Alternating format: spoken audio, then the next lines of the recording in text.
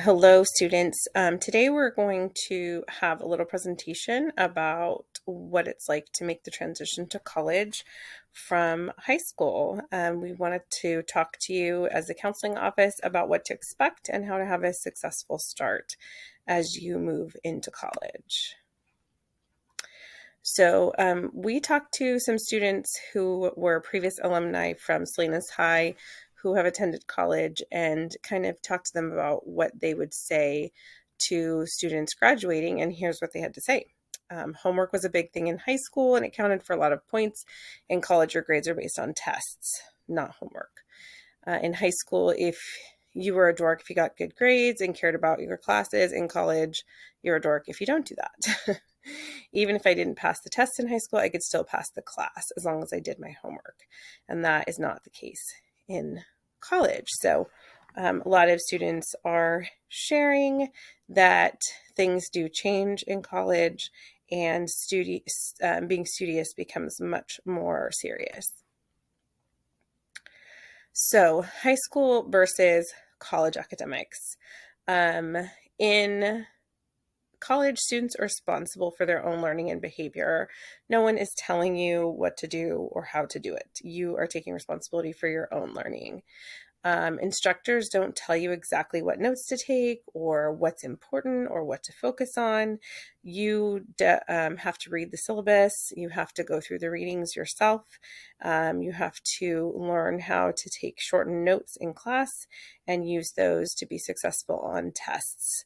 And some classes, sometimes you'll only have a midterm and a final, and that's it. That's all of your grade for that class. So you really have to learn how to do what needs to be done for each individual class and what the expectations are. Some instructors may not be trained in education. So unlike your high school teachers who are there to help you learn how to learn and teach you how to be successful in a learning environment, instructors, professors in college are academics and they are researchers. They are definitely not there to teach you how to learn. They are there to share their information and their knowledge. And you have to make the decisions on how you're going to use that. Students may have a TA as an instructor and have little contact with the professor. So sometimes you're in a very large class with 400 or 500 other students, especially in undergrad classes, and you may not actually have a lot of contact with the professor, or you may just see them in the lecture hall. And then small groups meet with a TA, which is a teaching assistant, who's usually a graduate student in that major. And you may be interacting mostly with that TA. But the TAs are a good resource for help and to ask questions. Students may have an international instructor, so may not even be somebody that speaks the same language or may be difficult to understand, and you'll have to learn how to adjust to their styles. Lectures and readings may not always cover the same material, so you may be assigned certain readings or journal studies to go over, and those may not even be covered in the class itself. They may be additional materials that you need to learn and understand for the exams. High school versus college, also you spend less time in class and more time studying outside of class.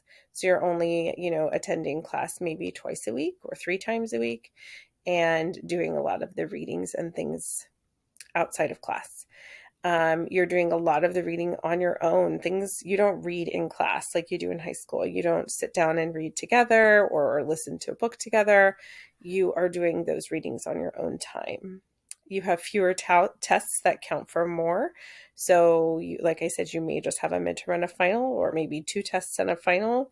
There's no class participation. There's no homework points. There's no anything extra. It's just those exams that count for the bulk of your grade. You may not be reminded of due dates and exams, so you're given a syllabus at the beginning of the class, and you have to make sure that you know the dates and the due dates for projects or exams, and they may not be given to you again. You may just have to write them down at the very beginning and know when everything is due. Your attendance in classes may not be required, so nobody's going to be checking to see if you're there, especially if you've got 500 kids in your class. Either you show up and you do the work, or you don't and you don't do well in the class. So there's no hand holding or babying like you get maybe in high school.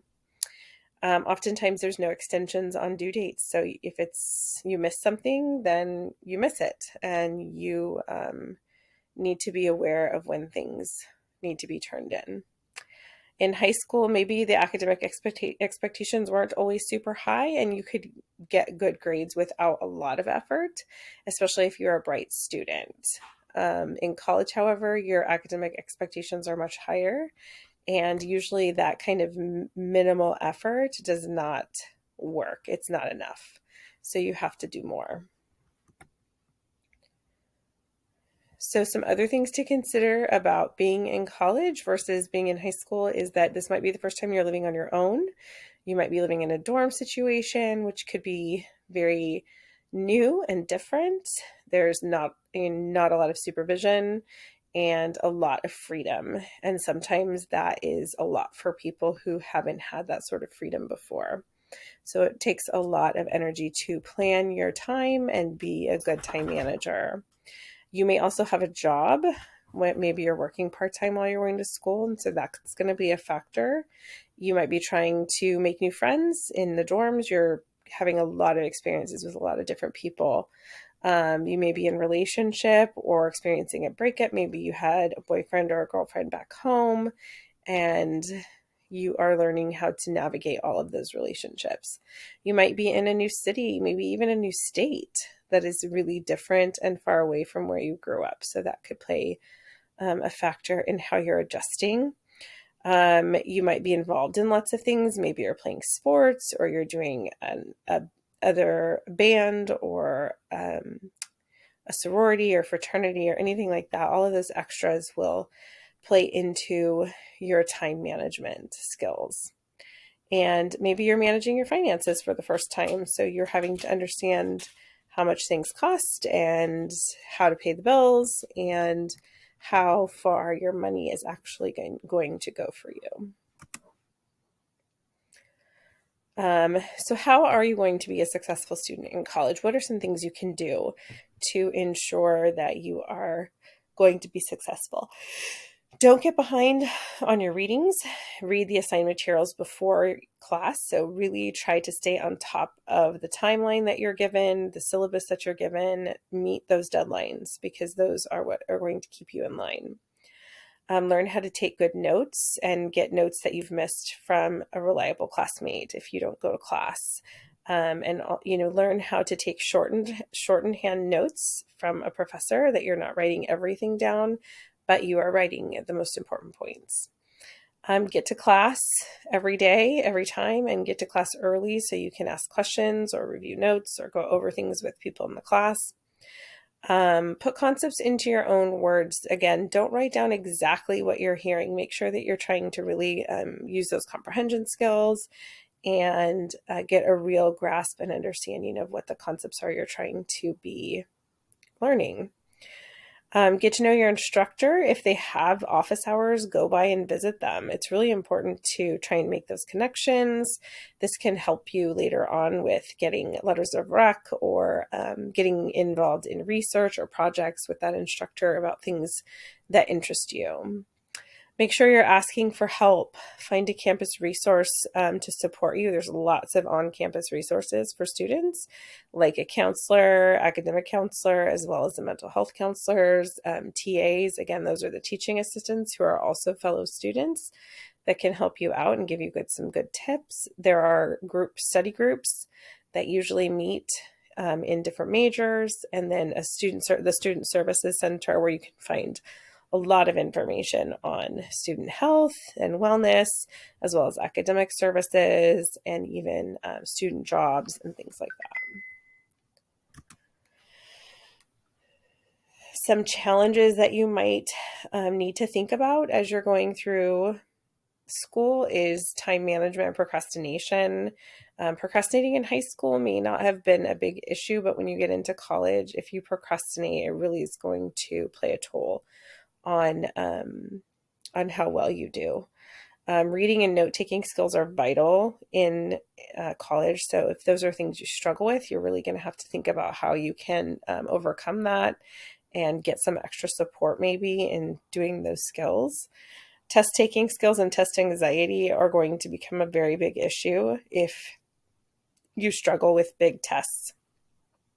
College tends to really focus on taking midterms and finals and using that information as the bulk of your grades. So if you have test issues or testing issues or anxieties, you definitely want to get those addressed.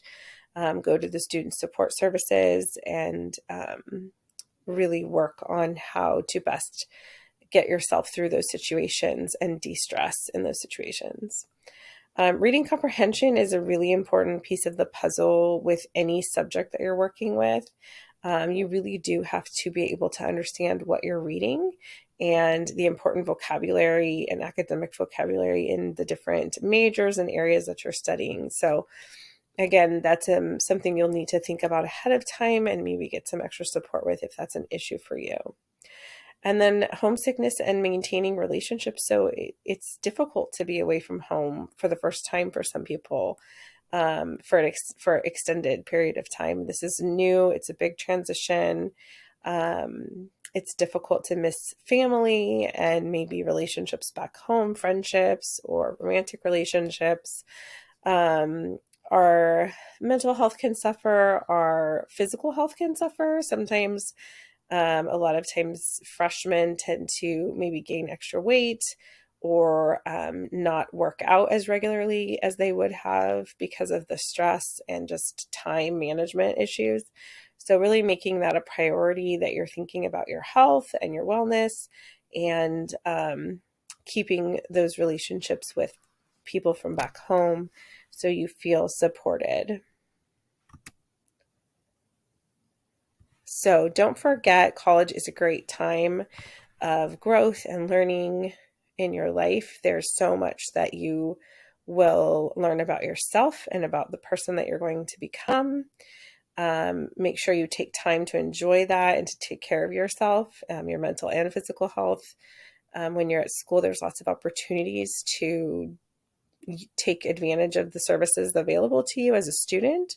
So find those on-campus resources and find ways to get connected. One of the biggest indicators of success is how connected you feel to your school and to the people around you. So get involved in the dorms, get involved in your student living situation, get involved with maybe the sports programs or booster programs, or even if it's any sort of dance or art, music, any programs that interest you or that you feel passionate about, just get involved. Find something that you can be connected to so that you feel a part of your new school. And again, we're always here in the counseling office if you have any questions or if there's anything else you'd like to go over as you make this big transition